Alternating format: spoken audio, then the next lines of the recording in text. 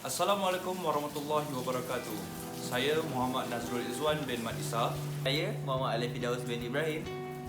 Saya Muhammad Izzazim bin Abdul Aziz. Hari ini kami akan membincangkan tentang satu topik, iaitu isu budaya kapal dalam kalangan remaja. Topik yang akan kami bincangkan adalah sambutan Hari Kekasih. Sebuah kajian telah dijalankan terhadap 3 jenis sekolah menengah kebahasaan di Malaysia. Berdasarkan kajian yang dijalankan oleh beberapa orang pengkaji daripada Universiti Kebahasaan Malaysia, mendapati sebanyak 80% pelajar daripada sekolah menengah kebahasaan terlibat dengan budaya kapal. Dalam kajian yang sama juga mendapati sebanyak 20% pelajar daripada sekolah menengah agama kebahasaan dan 10% daripada sekolah menengah agama swasta terlibat dalam budaya yang sama. Jumlah ini membimbangkan kerana pelajar-pelajar yang terdiri daripada kalangan remaja ini akan menjadi pemimpin kepada negara kita di masa hadapan. Terdapat beberapa faktor yang mempengaruhi perkara ini. Antara faktor utamanya adalah pengaruh media sosial. Kebanyakan pelajar-pelajar atau remaja-remaja pada masa kini sudah memiliki akaun media sosial mereka yang tersendiri. Hal ini menyebabkan mereka lebih terdedah kepada budaya kapal. Hal ini juga menyebabkan mereka menganggap perkara ini sebagai sesuatu perkara yang biasa. Pengaruh rakan sebaya juga merupakan faktor yang menyumbang kepada budaya ini dalam kalangan remaja. Perasaan cemburu dalam diri remaja terhadap rakan-rakan mereka yang mempunyai pasangan masing-masing menyebabkan mereka lebih bermotivasi untuk bercinta dan terlibat dalam budaya ini. Daripada itu juga, sikap individu itu sendiri merupakan salah satu faktor yang penting. Kurangnya didikan agama dan juga sikap ingin tahu dalam diri individu itu sendiri menyebabkan mereka terjerumus dalam budaya tidak sihat ini. Terusnya, budaya dan kelangaran remaja ini juga dipengaruhi oleh ahli keluarga mereka. Sikap ahli keluarga yang kurang cakna dan tidak prihatin menyebabkan ramai remaja yang terpesong dan terlibat dalam budaya kapal ini. Faktor terakhir yang menyebabkan ramai remaja terlibat dalam budaya ini adalah persekitaran mereka.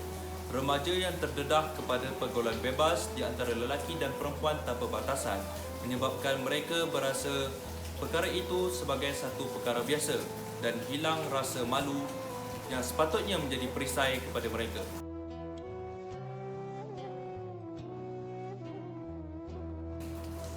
Di era globalisasi ini, masih lagi terdapat masyarakat Malaysia, terutamanya golongan remaja yang beragama Islam, memberi sokongan dalam sambutan Hari Kekasih ini. Hari Kekasih yang disambut oleh pasangan kekasih pada 14 Februari setiap tahun ini sebenarnya sangatlah memberi impak yang besar kepada golongan remaja.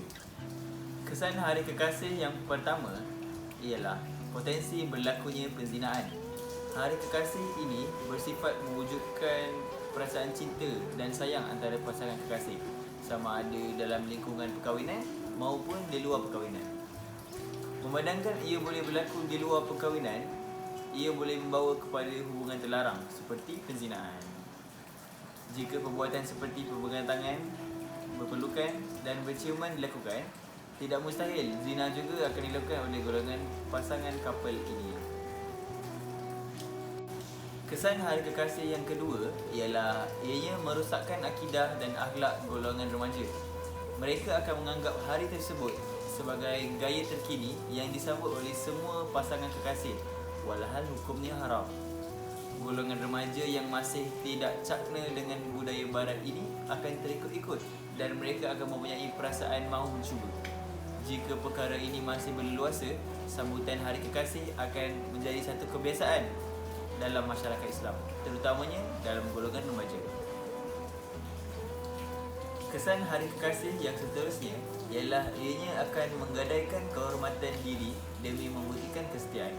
Maruah dan harga diri tidak lagi dipeduli, sedangkan mereka tidak ada hubungan yang sah di sisi agama yang mengharuskan mereka berbuat demikian. Mereka seperti sedia memberi segala-galanya yang mereka ada kepada pasangan yang belum tentu halal ini. Hal ini akan bukan sahaja menjatuhkan maruah diri sendiri, malah akan memberi tanggapan yang buruk kepada seluruh masyarakat Islam.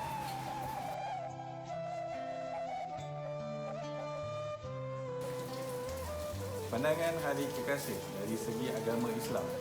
majoriti tokoh agama telah menyatakan bahawa menyambut atau meraihkan sambutan Hari Kekasih ini adalah bertentangan dengan syarak.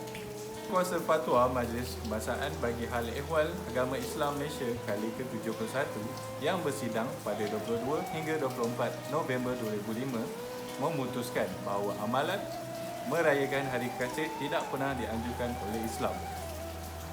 Roh perayaan tersebut mempunyai unsur-unsur Kristian dan amalannya yang bercampur dengan perbuatan maksiat adalah bercanggah dan dilarang oleh Islam. Oleh itu, amalan meraihkan Hari Kekasih tidak digalakkan oleh agama Islam.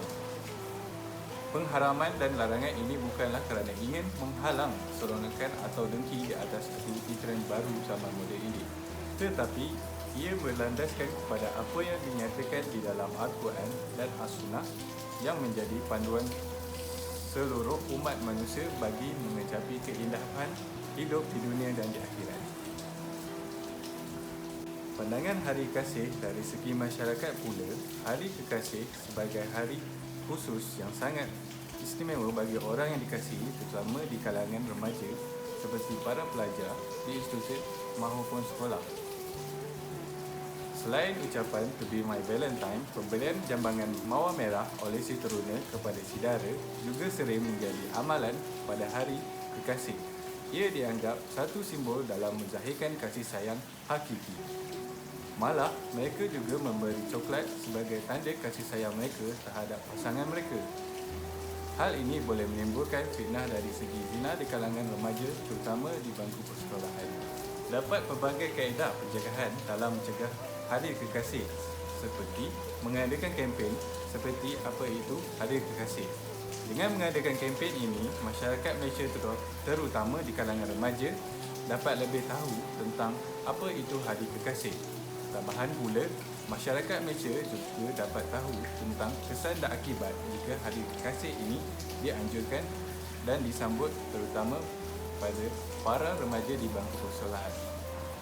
Seterusnya, ibu bapa perlu lebih cakna, iaitu ibu bapa perlu tahu apa itu Hari Kekasih dan bila tarikh kekasih ini akan disambutkan. Hal ini kerana ibu bapa perlulah memantau anak-anak mereka agar boleh melarang anak-anak mereka supaya tidak menyambutnya. Begitu juga, ibu bapa boleh mengajar anak-anak mereka dalam lebih memahami apa itu haram dalam menyambut Hari Kekasih dalam Islam. Kesimpulannya adalah terdapat banyak perkara yang mempengaruhi budaya couple dalam kalangan remaja. Sebagai umat Islam, kita perlu berusaha untuk menghindarkan diri daripada terlibat dalam budaya ini sekaligus menghindarkan diri daripada menyambut Hari Kekasih. Dengan cara ini, kita dapat mengekalkan budaya hidup sihat dan menghindarkan diri daripada melakukan perkara-perkara yang dilarang oleh syarak.